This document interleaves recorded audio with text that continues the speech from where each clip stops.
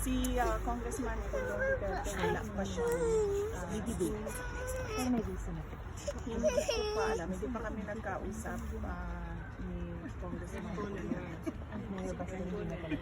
Si Mayor Baste ay parang pagkakaintindi ko sa sinasabi niya pagkatapos na ng eleksyon kasi kailangan niya asikasuhin yung campaign ko sa Davao City. Kasi siya na yung nagdadala ng clients.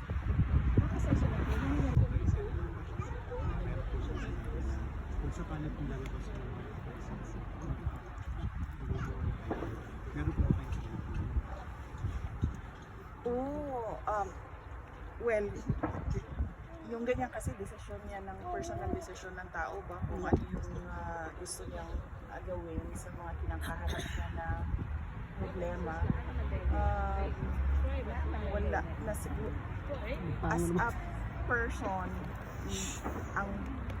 a person kasi ang prinsipyo mo is kung saan masaya yung kaibigan ko, ay kung ano yung desisyon niya, saan siya masaya, komportable doon sa kanyang mga desisyon sa support na lang as a friend, no? Ganun yun sa akin.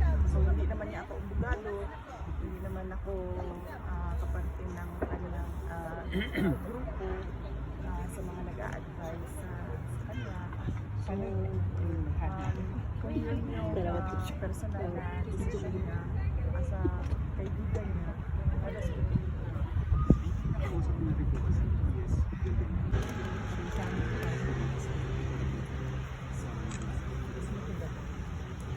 Hindi ko pa siya natanong.